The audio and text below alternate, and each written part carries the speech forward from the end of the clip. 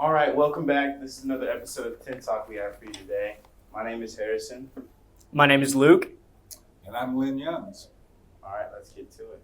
You want to start us off? Yeah, sure. So, do you want to do like a quick intro of yourself? Who you are? Sure. Yeah. So I'm Lynn Youngs. I'm a senior lecturer here at the University of Tennessee in the Haslund College of Business. I have a longer career in the private sector, running businesses, working for businesses than I do as an instructor here at UT. And those experiences have covered a wide range of different industries and different roles, all of which I try to bring together in helping me be a better person as well as a better instructor for my students here. Awesome. And what led you to come teach at UT? I was invited to do that, which was an invitation I really hadn't sought, but when it happened, I jumped all over it because I really liked teaching, and I had some opportunities to teach, whether it's in companies where I had worked and in training, but it really probably goes all the way back to whenever I was a little bitty kid because my mom was a teacher. Okay. And there were many, many instances that I remember from my childhood of being taught in a really, really positive way, and I just thought that's a great way to have a good influence over people.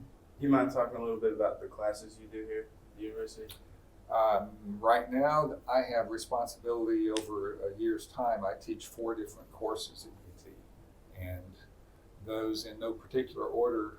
I teach an MBA course that is new venture planning, so anybody familiar with the numbering scheme here, there's an undergrad course, 451, but this is a grad level course, so it's in the full-time MBA program. And I get quite a few other students beyond just the full-time MBAs participate in that. I teach a course called Funding Strategies for Startups, and it's really about how to raise money for a new business, which covers a lot of blind spots you won't pick up in, say, a typical finance course or accounting course or something like that. I teach a course which you might remember is Introduction to Name, Image, and Likeness, which is a course not about the rules of NIL, but it's about how to start a business as a personal influencer, focused primarily on student athletes. And then I teach a course called Creativity and Innovation, which is really a little bit more thought-provoking about how to look for opportunities and how to capture opportunities upstream of even starting the business. Okay, so you kind of teach a wide array of things. I do. I really do. How long were you in the corporate world, I would ask, before? So you really almost asking how old I am. So because I got a lot of years to talk about there. So I got an undergrad degree at UT in 1980, and I went to work full-time then. And I got an MBA in an evening program that was available at that time. But I went to work in industry, worked for Alcoa Aluminum Company locally. But I always have had a passion about startups. Several generations on both my mom and dad's side of the family have been entrepreneurs. So I left Alcoa after getting good 5 years of experience and joined a startup where it was a technology startup. And it was a really successful business because we grew it and ultimately sold it. So it is a bit contagious whenever you have a success in a startup and then go beyond that. I've also worked in retail, I've worked in transportation, I've worked in healthcare. And I say I've worked in, as my career went on, I was at higher and higher levels of influence and authority. I've worked for small companies, I've worked for publicly traded companies. And my jobs, this is what's really been interesting. I started out with an accounting degree as an undergrad. And in fact, right after I got out of school, I sat for and passed the CPA exam. And I keep an active CPA license.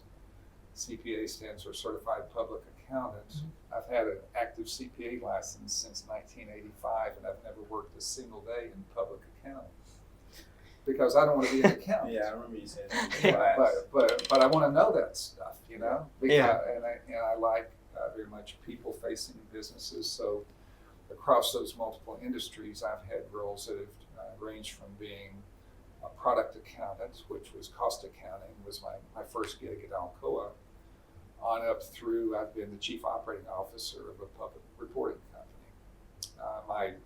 My skills fit multiple buckets, if you will, but I believe operations is what I like the best. But I worked in the private sector from 1980 until I took the full-time job here at UT in 2011. Why do you say operations? Why do you like that the best? No 2 days are the same. Okay. I really, really like that. And the variety, I like to say that I'm a problem solver. And in the operations side of a business, frequently that's where you end up. I mentioned earlier the accounting degree, and I'm not dissing accounting at all because I think that's fantastic to have that, but I describe accounting largely as a matter of history. You're keeping records according to very explicit rules, and operations is much more about today and tomorrow and forward-looking and strategy, which I really like. Right. Would you say everything you've done you could have done without the accounting degree? Like, are you the kind of person that figures it out as you go? The accounting degree, let me frame that. I believe if you're going to be successful in business, you really need to know the language of business, Okay. and that's what accounting is. Yeah. And so at any level along the way, whether it's been as an early stage employee or in running a business, it is very helpful to be able to talk about business in business terms. So the first startup I was in, for example, I was the first non-engineer in the business. And as we talked with investors and ultimately strategic partners and customers, it was really important to have a knowledge of business. And that's no disrespect at all for the very technical people that were in the business, but you got to have the ability to understand and communicate the business side of it as well. Okay.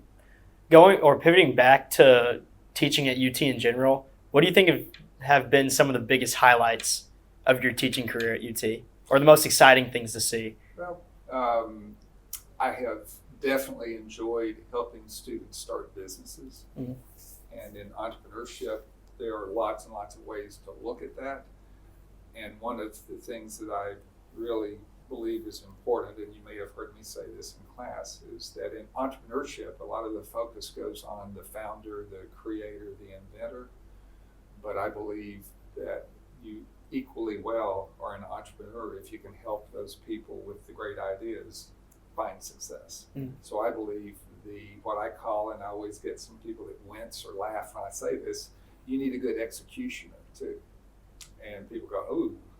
And I say, yeah, sometimes that side of it too. But I've seen students who I'm very impressed by and offer them encouragement who maybe don't have the great idea, but they have the great ability to execute. Mm. And it's a rare, but not totally impossible occasion where someone can do both. So I really get excited about the students who have the great ideas and the great abilities to execute. But one and I could mention many, but the one I'll mention is really maybe the first student business that came out of the very first class that I taught as an adjunct instructor all the way back to 1993, and it was Premier Athletics. And this was a group of students, it happened to be guys, who wanted to start a business to, as they first presented it to me, they wanted to train cheerleaders. Mm-hmm. And I said to them, sounds to me like you want to meet girls. And they said, that's a benefit. And I said, okay, cool. But they went on to start Premier Athletics, which most people have heard of. It's now a nationwide business that trains not just cheerleading, but gymnastics and so forth. And they started that business a couple of years after they graduated. They were in my MBA class that I taught at the time. And that's been exciting to watch how that business has grown and the familiarity that people have with that. But there have been plenty of others. And one that I'm engaged with right now as a board member for a former student is Leah Winter and Winter Innovations. And lots of people know her and been impressed by her. I certainly was when I first met her when she came here for a dual degree in the MBA program as well as a Master's of Biomedical Engineering. And I met her in the MBA program. And actually, I had her as a student in continue to be a coach, if you will, in that regard. Yeah. Going off of that question, what is something from the ventures you've been a part of, and then also seeing students start businesses, is there something that's even like a mistake or a challenge that you see both in the professional world and students trying to start a business? What's common? Oh gosh. Depends on what you call a mistake. A mistake sometimes that I see is someone that just isn't willing to listen, either to their customers or their employees or their coaches. So being coachable is a big deal. And I think you'll find that a lot of folks who do what I do, maybe not necessarily as an instructor, but as an advisor or a coach, a big characteristic that we look for is coachability. But what's really interesting about that's not and should not be one-sided or one way, because sometimes coaches can be wrong too. And so coachability, I think, like even in any sport, sometimes coaches make a call that's not quite right. So you got to have some humility as a coach, and you also though have to be coachable as the player or the entrepreneur. And so I think that really is up there very near the top in terms of characteristics that are important. You mentioned earlier about how important engagement is with successful students. Can you maybe go more in depth about that, what you respect seeing in students? I think learning for everyone is enhanced if you have two-way communication, not just one monologue. It's got to be a dialogue. And engagement from students makes all the difference in the world. I can tell you as an instructor, if you are with a class full of students who are sitting and maybe listening, you hope they are, but no engagement, you really don't know if you're connecting or not. And I don't know, but you might remember from being in my class, I really, really favor and I try to encourage participation. I do that in lots of ways, but part of it is by having part of the grade being determined by participation level. I am a firm believer that participation improves your ability to learn and retain what we talk about in class. And so engagement, one level of engagement, one form of engagement is participation in class. But as you guys know, and you're volunteers, you do other things as students here, engagement is more than just in the classroom also. And so students that are engaged are developing additional skills and also additional assets. And one of those is your network. Yeah. You're not going to have a good network as a student if you're not engaging, whether it's in the classroom or socially or otherwise. So engagement is just super high on the list of activities or characteristics, I guess I would say, about students that I put high value on. So in these classes that you teach, do you see engagement rising the more you teach about things, or is it just kind of different per class? It really varies by class. For example, I taught a class at 8:10 this morning. Engagement is always a little bit tougher whenever it's the first class of the day, because people are still trying to wake up. Yeah. I teach a class right after lunch today. Sometimes that can be a little bit tough because right after lunch, if you've had a big lunch, sometimes engagement's a little bit tougher too. But I think that part of that's on the instructor, and of course part of that's on the student as well. But engagement to me, whether it is in the classroom or beyond, is a characteristic that has great value. And then if you want to start a business, you have to be engaged, whether it's with customers or your team or your investors. They're just, engagement is everything, I believe. So you really, really need to put a heavy emphasis on that. Okay. Would you have any advice on a student, but also anyone? How do they balance the risk of the startup while also just pursuing it and not getting discouraged? Really, really, really good question, because failure many times people view as an outcome. And I have a position, and I lecture on this too, that failure should be no more than a step on your path to success. So if you are easily daunted, if you're easily discouraged, then entrepreneurship will be tougher for you. There are lots of examples, and I cover this again whenever I talk about this in class, but lots of examples of people who were called failures early in their careers, or whether it was in athletics or in business. I mean, Walt Disney was fired from his first job because he, quote unquote, lacked creativity. And Oprah Winfrey was fired from her job as a TV reporter because she, quote unquote, lacked an on-screen presence. And there are just so many instances. Michael Jordan didn't make his high school basketball team.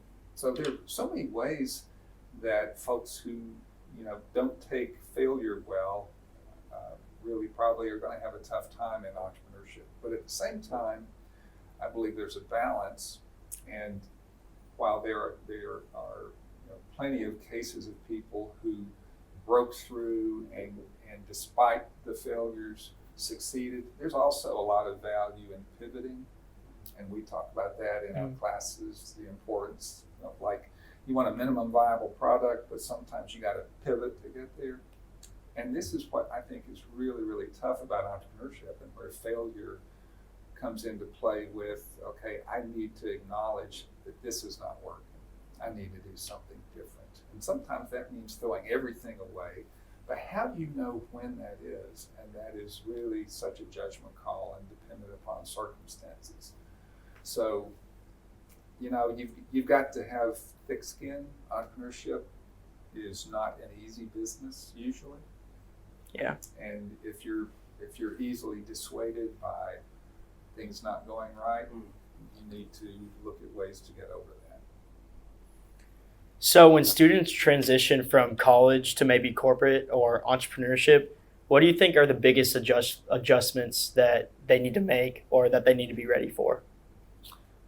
And that's also a really good question. I find at times, for example, that having group assignments in undergrad classes tend to be resisted a little bit more by the undergrads, but at the grad level, it's the way we teach grad courses. Lots of group work. And whenever you get in the real world, whether it is in a startup or whether it's in a corporate environment, you've got to work with other people. You got to be able to do that. You got to be able to, your earlier question about engagement, you got to engage. You got to be willing to give and take. And there are going to be curveballs that come your way, and you're going to swing and miss. You just got to be able to deal with that. And school is rather, although at times it may not feel like this, but it's pretty doggone structured. You've got class times, and you learn, hopefully, to go to class and do the things you're supposed to do.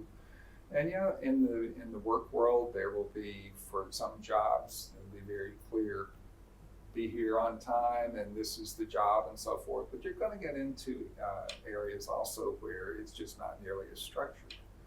And being a problem solver is a tremendously valuable trait. Now, in school, you get assigned things to do where you're trying to come up with answers, you're solving problems. But being able to apply that whenever you go to work for another company or start your own company is, it's easy to understate the value of being a really good problem solver.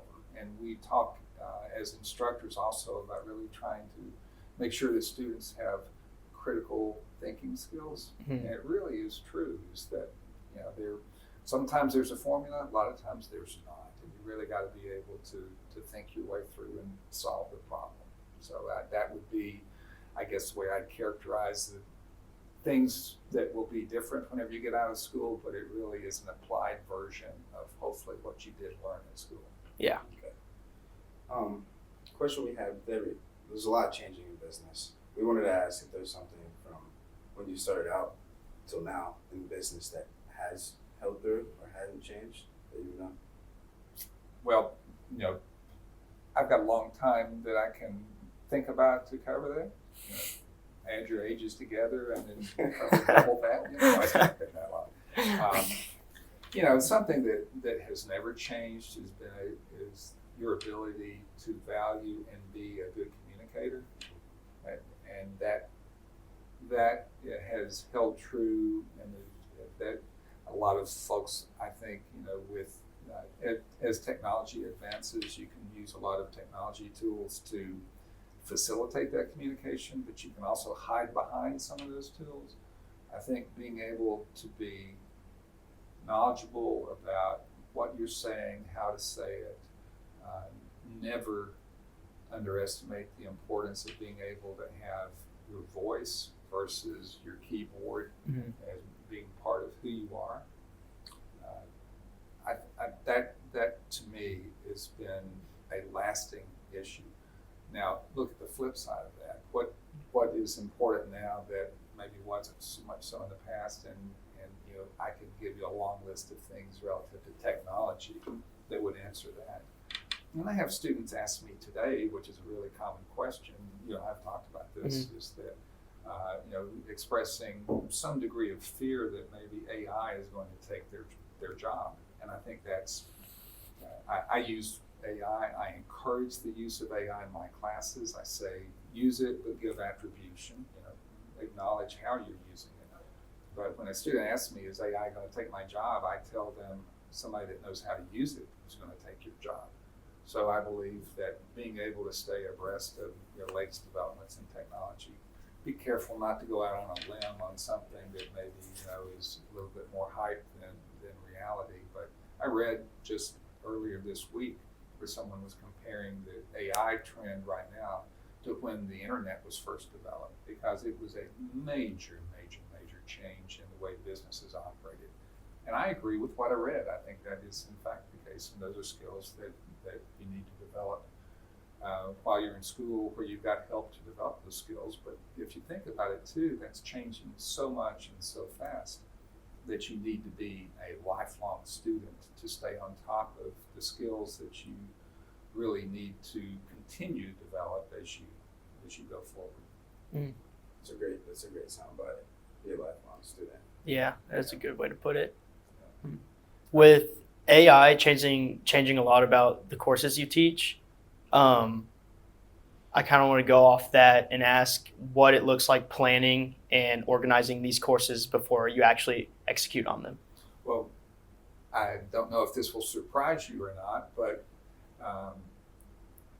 the courses that I teach, most of them I've taught for a few years. Now, the Intro to NIL course that you took, I developed and started teaching that course right as NIL was starting to happen, because I thought, here's a great opportunity for student athletes who previously couldn't make any money while they were in school because they might lose their scholarship. This is a great way to go. But even that now is 4+ years in running. I try to make my courses fresh. Okay. I've taught my new venture planning course that's in the MBA program. As I said a little bit earlier, I started teaching that as an adjunct in 1993. So it's been around a long time. It doesn't really look or smell at all like it did when I first taught it. And I believe that one of the ways to stay relevant in the classroom as an instructor is to be on top of what you're teaching. And what's really interesting is what I started to say a second ago. I use AI to help me with that. And I give attribution. I will tell the students, if I've got something new I'm talking about, I'll say, we can thank AI for this new angle, this new look at things. And it helps me people say AI is not creative, and it is not. But if you use it properly, it can help you become more creative, and that's what I try to do. Yeah. Yeah. Okay. One question we always like to ask our guests is, if you could give your 21-year-old self advice, what do you think that might be? Oh my, is this regard to business or personal life or? It's both. It's catered towards students. How long do we have? When I was 21, I was graduating school and I was going to work full time, and I had been raised in a way and had taken life seriously enough to where I don't think that I made any big blunders that I didn't admit to right away. Now, one bit of a blunder, if you will, was I accepted a job with a company as a 21-year-old right before I graduated, and I just felt like, I've made a bad decision, and it kept me up at night. And so about, I don't know, a week or 10 days later, I contacted the company that had made the offer that I had accepted, and I said, I just don't feel like that this is going to work out for either one of us, because my heart's not in it. I made a decision, and I've second thought it. And that was for me an early admission in a career that, I could make a decision and just, lock in and stick to it and not have second thoughts and be wrong and be stubborn. But on the flip side of that coin, though, is that sometimes you need to, when you make a decision, stick to it. Mm-hmm. And with experience, you learn better because you've got more to relate that to. How might I find ways to really stick with this, but improve it as I go, as opposed to, changing. So this gets back to what I was talking about with a business. Do you pivot or do you not? Well, as a 21-year-old, you don't have nearly as much experience to reflect on. And so you, frankly, I think could find good coaches to help you make decisions like that. And as a 21-year-old, I was a good student. I made good grades. I had a lot of things going for me, but I probably could have benefited from having more coaches in my life, so that I maybe didn't make that decision that I had to back away from a little bit later. And that doesn't mean I didn't have coaches, but I've really learned as I've gone forward and have become a coach. And you guys, in some of your work with the Anderson Center, I know that you see coaches in play too. Mm. Coaches are super valuable. And so as a 21-year-old, I probably would have told myself, value coaching a little bit more, because it can really help you think through things that you may not have your own experience to deal with at the time. How do you think students should go about finding a coach when they get into their career? Networking is really, really important. How do you network? Well, when you network as a student, and you guys are already examples of that, you get involved. You whether it's organizations you join, whether it is, Greek life. I was not in Greek life, so I'm not an advocate of that or a disrespecter of that. But there are just lots and lots of ways to develop network connections. And as I've shared with you, part of that networking was with the faculty that were my teachers when I was an undergrad. And just yesterday morning, I had breakfast with the faculty member who taught me my first marketing course at UT.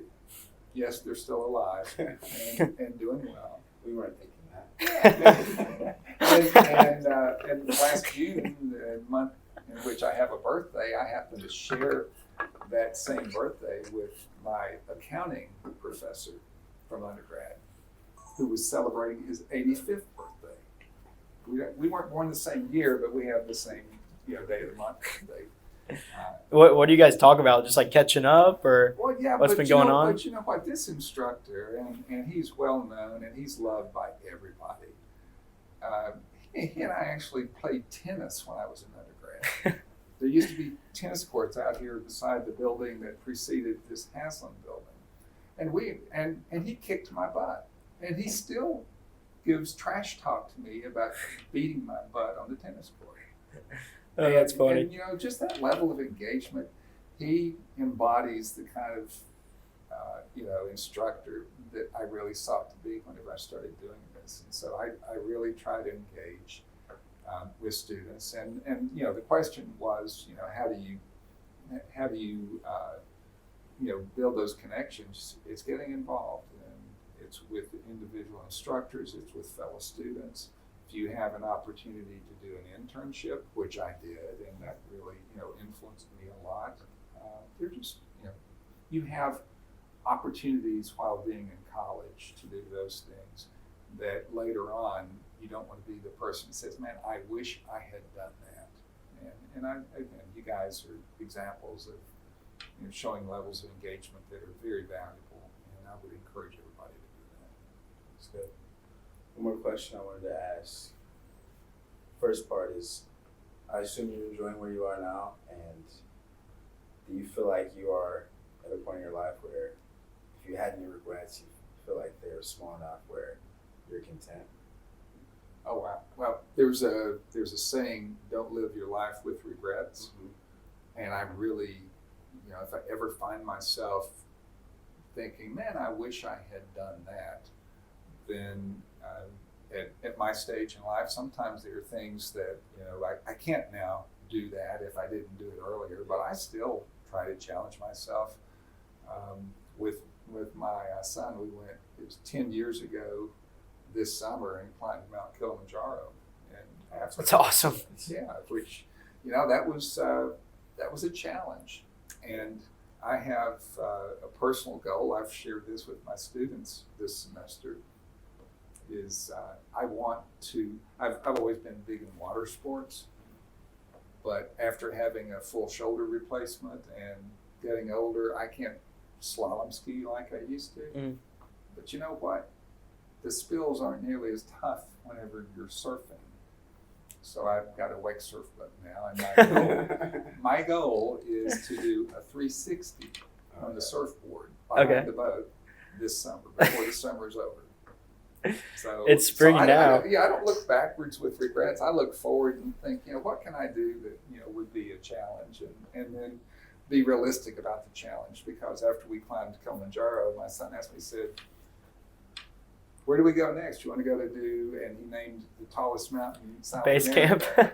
And I said, I'm happy with this. People ask me, "Would you climb Kilimanjaro again?" No, I've done it. Yeah. Do you want to go climb Everest? No, not really. I'm okay. There are other things I want to do. Yeah. But do I have regrets? Of course, I think everybody has regrets, but I do not let them, take charge of me. Yeah. Huh. Anything else? You want to close it out? Yeah, I think what's the time looking like? Like 32. That's awesome. Yeah. It's perfect timing.